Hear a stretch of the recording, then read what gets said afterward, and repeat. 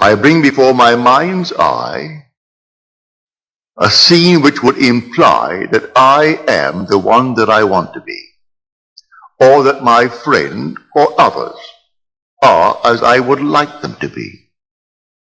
I try to confine it within the framework of the golden rule, that is, doing unto others what I would love them to do unto me, and not to go outside of that rule. It's such an easy thing to practice.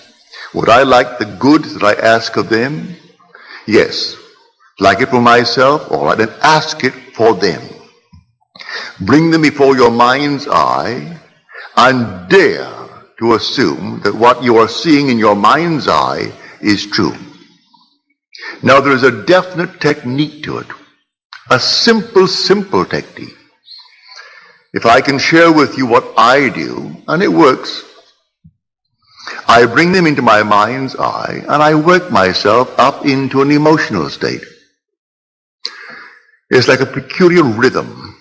I breathe in and breathe out and breathe in and breathe out, and suddenly I reach a certain point, and then one deep inhalation as though I'm setting it up in a time exposure before my own mind. I set it up and all of a sudden I have a deep inhalation and every pore of my being explodes. And then I do nothing beyond that. It's taking that scene and setting it up in a time explosion before the eternal event. And then I explode it and then let life develop it. And life develops it. And then I get the call, or I get the wire, or I get a letter confirming that which I did. And I do nothing to make it so. I simply believe implicitly in Jesus Christ, but I have found him. I have found him as my own wonderful human imagination. I believe that all things are possible to him. He has ways and means that the mortal mind knows not of. So I do not care if I do not see clearly how it could possibly be. It makes no difference to me. I simply bring it to my mind's eye what I want to see it clearly, explode it, and then let it be. Now it could be tomorrow. It could be a month. It could be even years. I am not concerned. I have done it, and that's all that matters as far as I am concerned. Everything has its own appointed hour. See the vision? That was my vision. The vision has its own appointed hour. It ripens. It will flower. If it be long, wait. It is sure, and it will not be late. A little chicken, 21 days. A man, 9 months. A horse, 12 months. A little lamb, 5 months. And there's a time interval between that impregnation and the actual embodiment of that state. And I do not know the time intervals. I only know that all I do it. And if that time interval is a day, well, it's a day. If it's going to be a month, let it be a month. I do not know the time intervals between my vision of you being the one that you want to be and you becoming that which I have assumed that you are. I do not know the time interval. But there are time intervals between the impregnation and the birth of that impregnation. But I tell you, it works. So I do not need to ask anyone or turn to anyone. Not that I am not saying to you, turn to me. If you have confidence that I can use a law that you are not yet aware of or feel that you cannot quite master it, I invite you to turn to me. It costs you nothing. I charge not one nickel for it. To me, it's a simple technique, a simple process. And I look upon it just as this. If this hand is itching now, and the back of the hand is itching, this hand is easier for me to use to scratch it and relieve the itch than to take this and try to reach it with my fingers. I can't get back and reach it, but I can get it with this. It's the same body. So I call upon myself. If you cannot yourself, I would say, alleviate the itch may be for money, the itch may be for recognition, the itch may be for something, well then ask the one in whom you have confidence.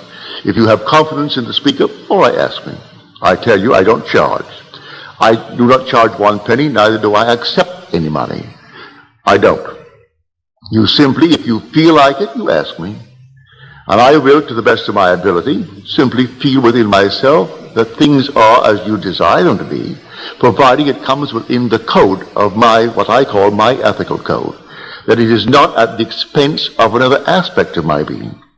Don't ask me to hurt anyone in this world, because I could not. I would not ask anyone to be hurt. But if you want recognition in this world, you want money in this world, you want comfort in this world, I see nothing wrong in that, because these things I would want for myself.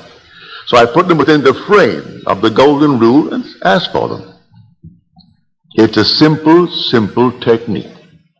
So let us discuss how things are brought into being. Well, how are they brought into being? By your own wonderful imaginal acts. That's how they're brought into being. Because your imagination is God. Your imagining, that is God in action. Do you know what you would love for yourself and for your loved ones in this world? Assume that you have it. And that assumption, though at the moment, is denied by your senses, denied by reason. If you persist in it, because you believe in Him, it will harden into fact. And no power in the world can stop it. It can't stop it. But I can tell you the interval of time between your assumption and its hardening into fact. But I promise you from experience, it will harden into fact. But do it in love. I tell you, whenever you are in doubt, do the loving thing, and you've done the right thing.